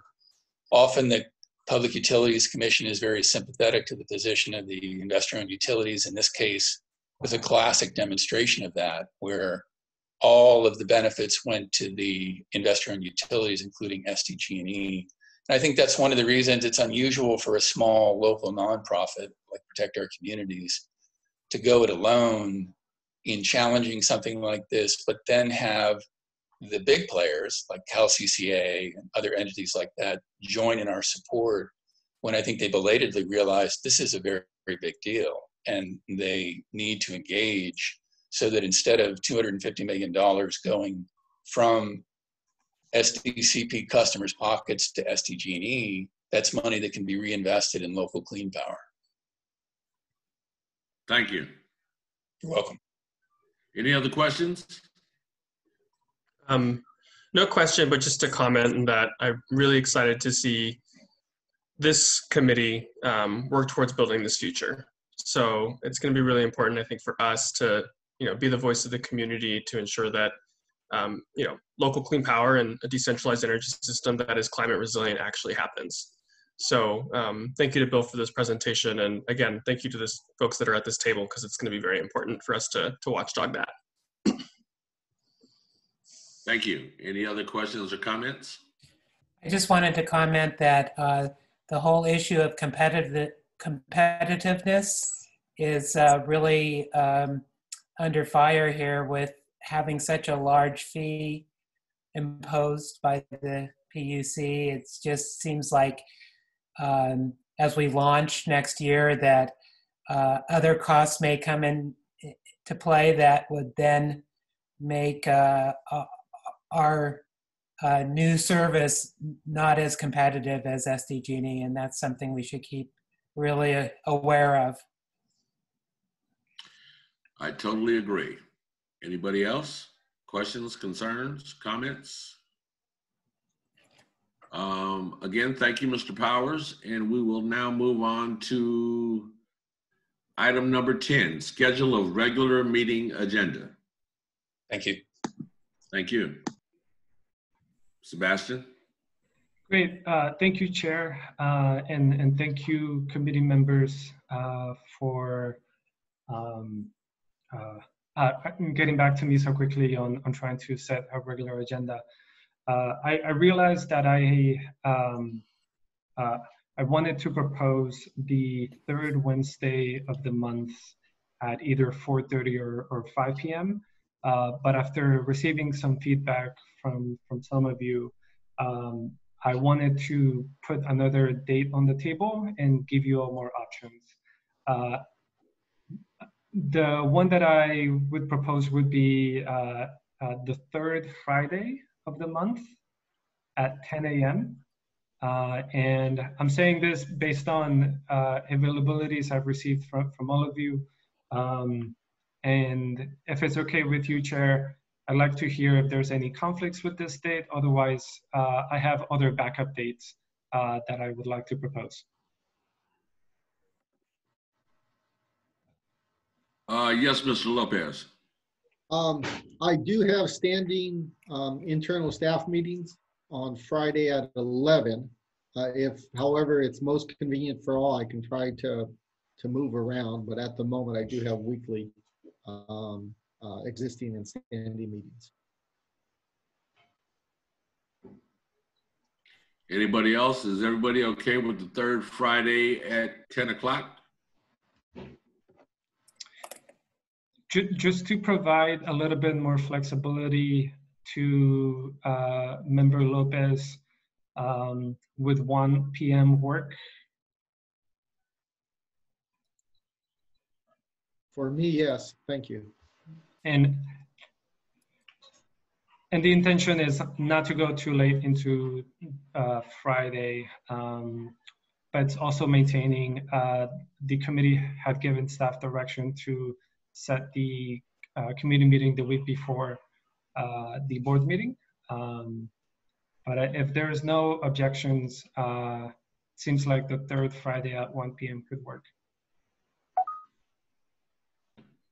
I'm okay with that. Do we need to vote on that, or we're good? Unless Nick wants to chime in, but I don't think there's a motion needed. I think it's just direction to staff. No formal action is necessary. Okay. And Sebastian, you'll send me a link that works?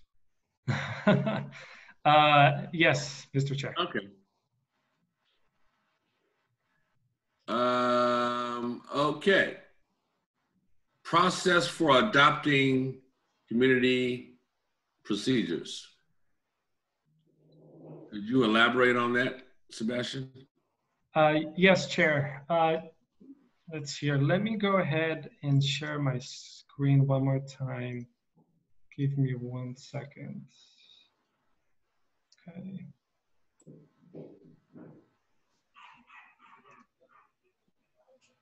Excuse me, I have the neighbor's dog barking in the background.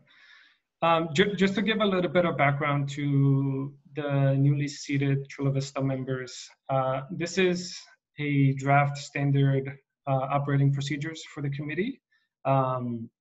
we wanted to get your feedback on possible edits or what you would like to see on it. It's pretty straightforward. It outlines, as you can see, just very quickly, the responsibilities of the officers. I'll scroll down a little bit, as well as Sdcp staff, interaction with staff, interaction with the Sdcp board of directors, as well as with the media, and on adding items to the board of directors meetings. An additional one that is pretty standard across these type of committees is the creation of ad hoc or subcommittees. And we basically just wanted to get your feedback. The process that staff is proposing is that we would bring this document to the board of directors next week for them to provide their feedback and also any recommendations as well as any other edits. Once we get their direction, we would bring this back next month to you all for any final comments. And then it is the staff intention to adopt it at the July Board of Directors meeting, which would be next month. So that outlines the process right now. We do have a little bit more time for you all to provide feedback, but I wanted to see if anyone has any questions.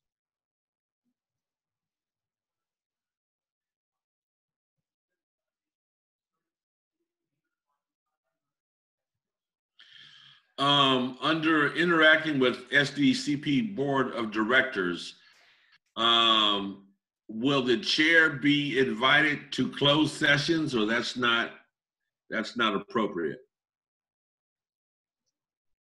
Generally, no. It's only the board and then necessary members of staff that are involved in the particular matter that's in closed session. Okay.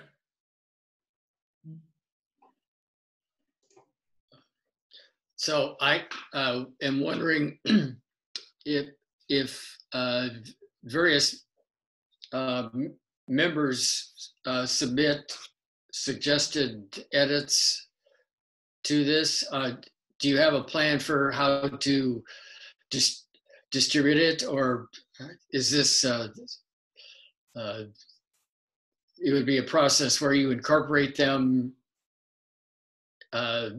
based on your own judgment, bring it back to us, and it be an iterative process, or how do you expect to incorporate our comments on the document? That's a great question, Gary. The process that I am following right now is I gather any feedback that you all provide, and I incorporate them as best as I can, and update the document continuously. But it's always in draft form. It's not adopted until the board adopts it. So you will always see the most recent version, and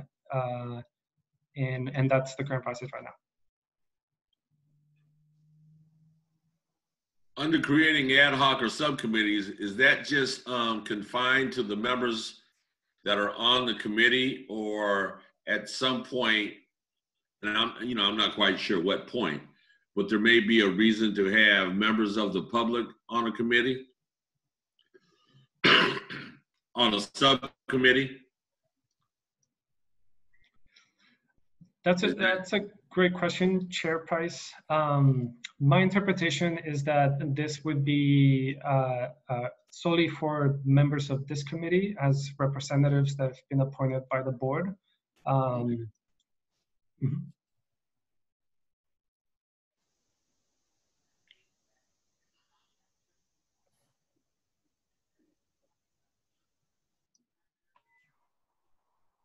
So at the end, it says this shall be updated annually from the date that the first version is adopted. So when do you plan on allowing us to adopt the first version? After a week or so?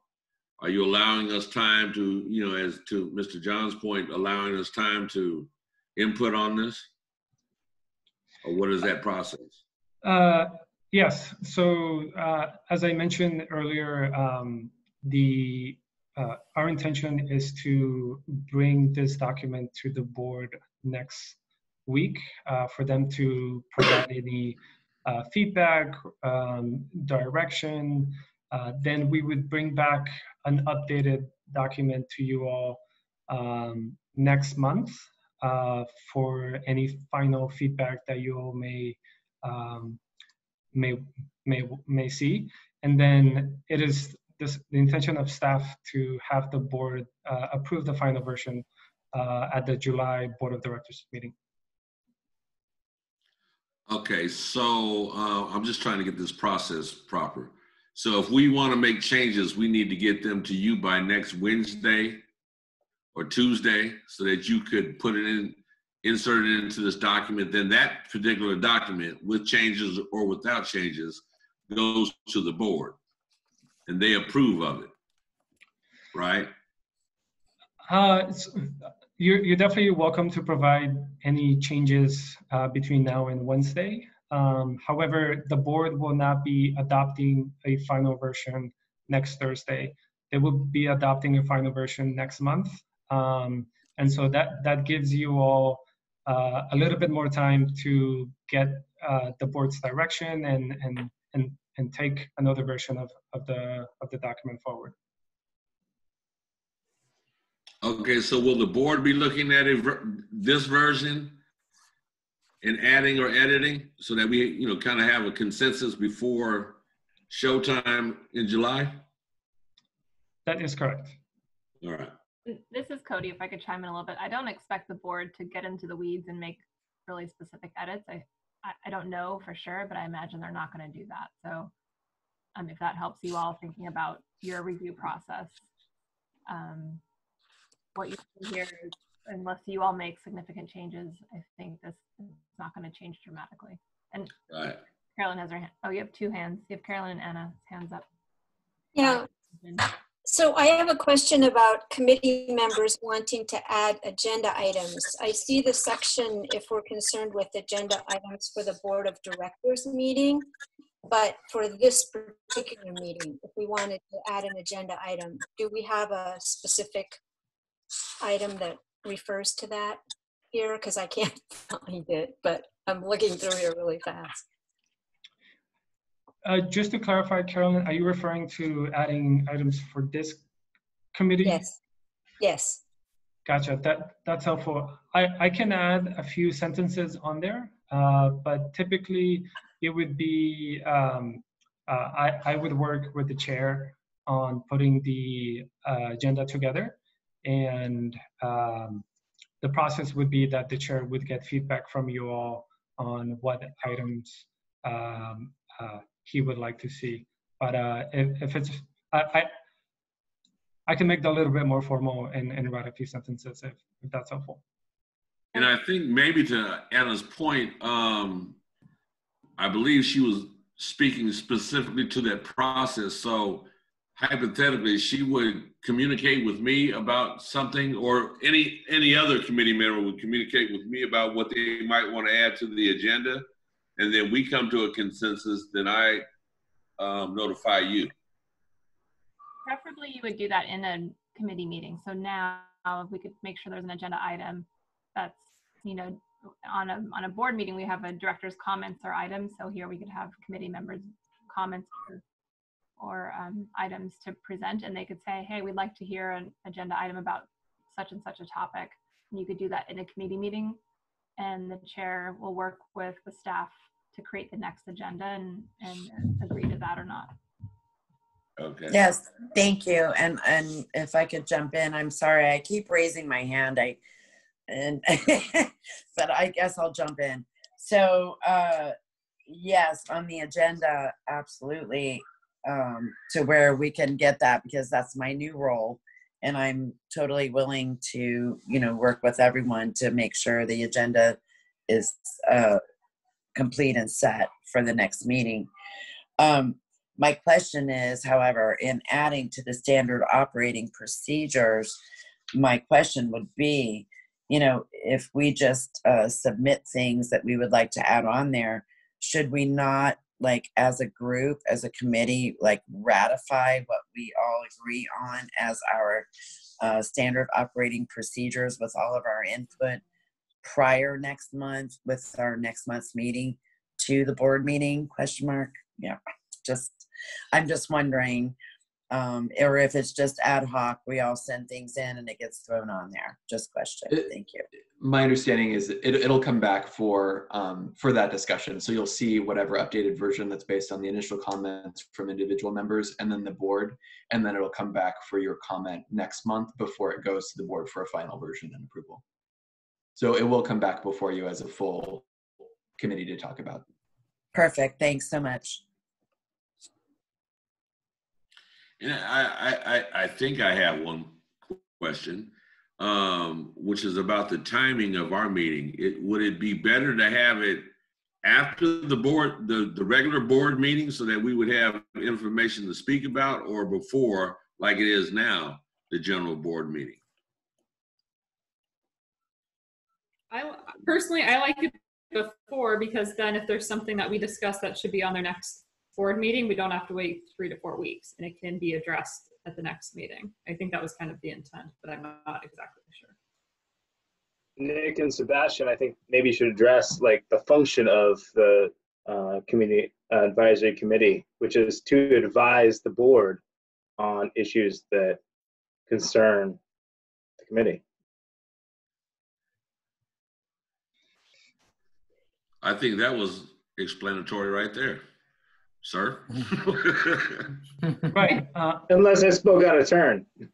Well, it doesn't, you know, the timing, you're going to be advising the board whether it's, you know, in a week from now or in 3 weeks from now. So I don't know that that necessarily is relevant. It's better for you all to decide just your best meeting schedule. And then I think that'd be my recommendation. It's difficult for us to get too many things on the board's next agenda a week in advance. So anything you want to share with the board, you would have to just maybe make comments, or we could recommend agenda items for them to put on their next meeting, if that makes sense. So a long-winded way to say, I think you all should just pick the time that works best for you.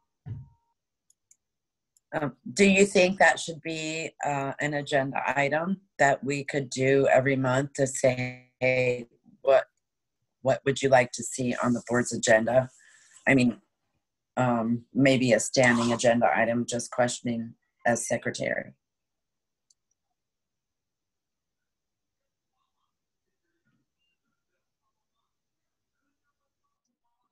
Was that question for me? And if so, I'm hearing your question to be, do you think that this committee should have a standing agenda item on your committee agenda of what you all should recommend to the board for their agenda? Is that the question?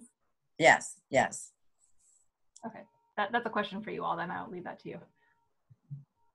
And I think that's consistent with in the policy or the draft, at least the draft version, it says for adding agenda items to board of directors meetings. The second sub item says the CAC may suggest items for a board of directors meeting agenda. These must have prior approval of Sdcp staff and the chair of the board to be added to the agenda. But there could be a standing item on the CAC's agenda for that discussion or request. And just as a note, again, consistent with the Brown Act, the discussion earlier, the committee wouldn't be able to talk at length about those items necessarily, but if it was just solely a request, what subject you'd like to see the board talk about that may or may not already be on the agenda, that could, the CAC could put that forward at the time. Thank you so much. Yeah, it just kind of makes sense to me that it might be a standing item on the agenda. If just ask the question, and does anyone have anything they would like to add, you know, and then move on, you know, but. Yeah, that makes sense to me. So Sebastian, you can add a bullet point or a number, just board items or board suggestions. And if there's none, we just keep it moving. If there is one, we deal with it then. Okay, absolutely.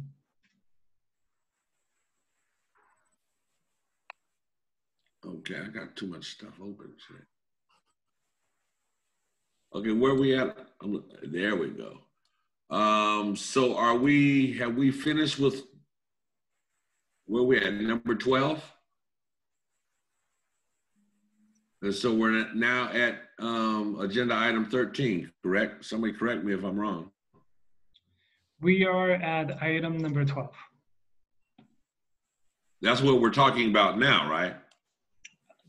Yeah, that would be the next item to talk about. We just finished talking about the CAC procedures. Okay. So number 12, discussion of the work plan. Give me 1 second, if you don't mind.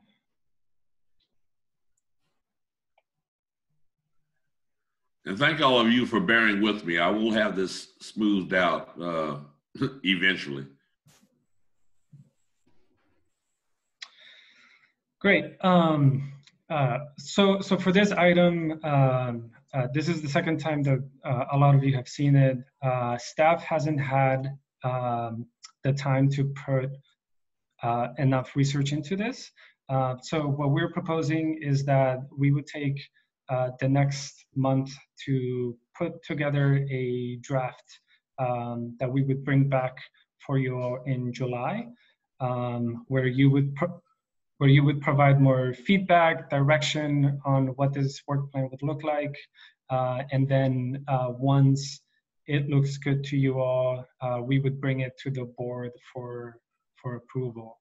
But that's just a quick update that my plan would be to bring a draft together for next month's meeting.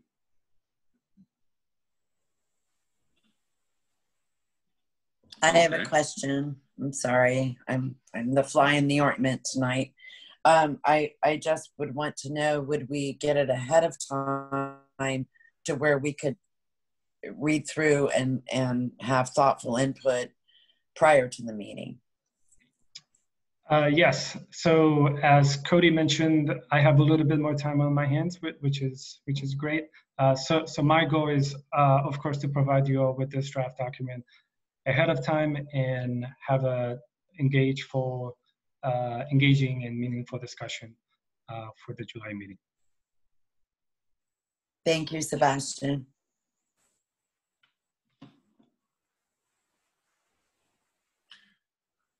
Okay. 13, committee member announcements. Does anybody have any announcements that they'd, other than Sebastian, who graduated? Hand raised. I'll give a quick announcement, Eddie. Yes, ma'am. So at the last meeting, I was nominated to be on the CEO search committee for San Diego Community Power.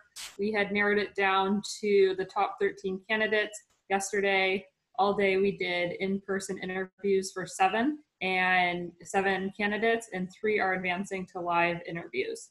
And those will be happening with the full San Diego Community Power Board, not next week, I believe the week after. Actually, no, it's happening next week. And so shortly, hopefully we'll have a CEO in place. I have a question, Tara. Will we be able to review their resumes or get any input at all? No, it's just up to the committee. I was just curious. All of the information is confidential, and so it has stayed within the search committee, and now it's moving on to the full board. I see. Perfect. Thanks so much.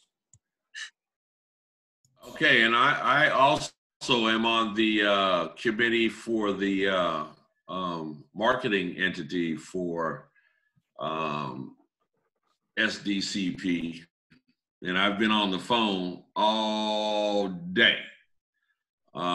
So, you know, that has a little bit to do with how much energy I have right now. And I don't think I can give any updates. Chad, you want to give any updates? No. Okay. For the same reasons that you have, Eddie, which is quite simply, we have exceptionally qualified candidates.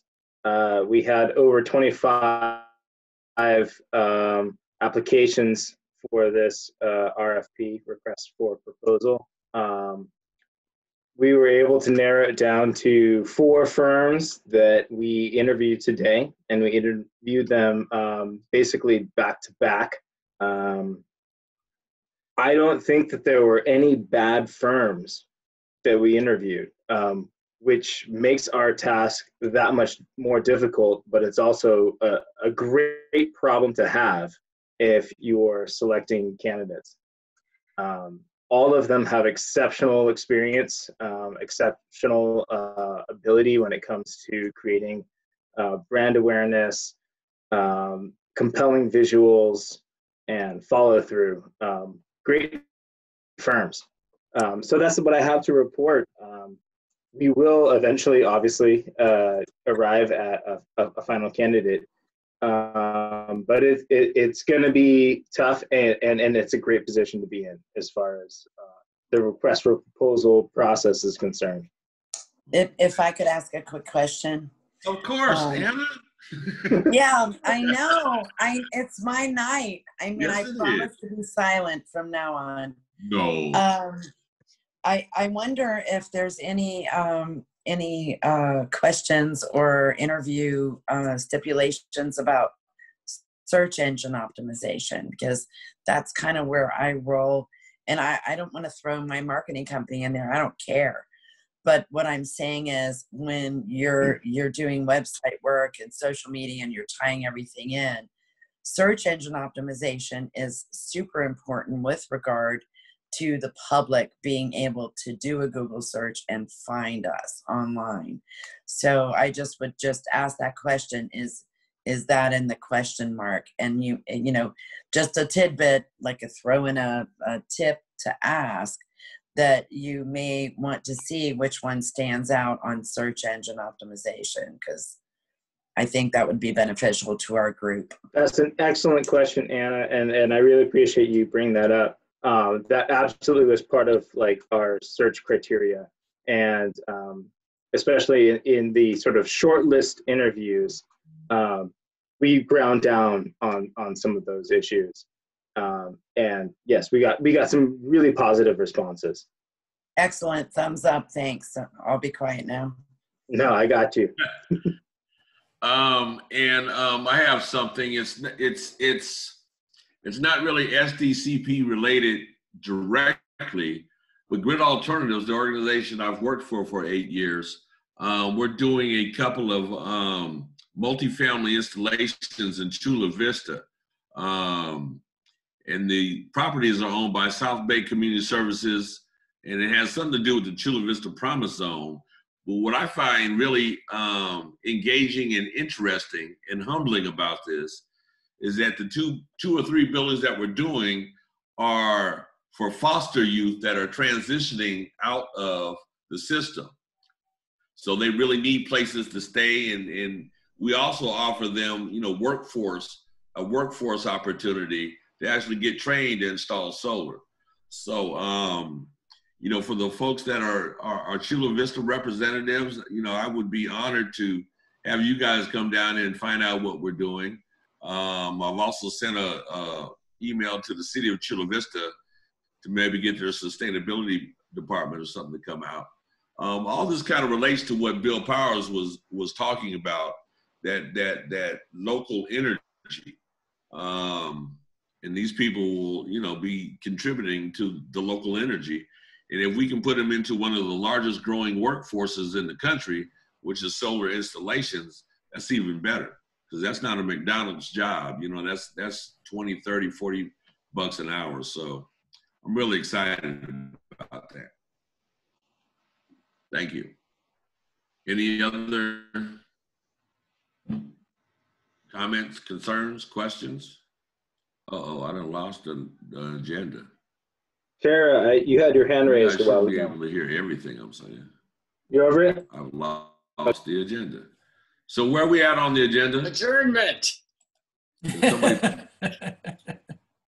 Adjournment. Is that where we're at? Yeah, 13 is adjournment. Y'all got anything else left to say, right? I found it. Yeah, 14 is adjournment. So if nobody has anything else, we are officially adjourned. Thank you, guys. Wonderful. Have a good month. Take care. Thank you, everyone. Thank you. Thank you.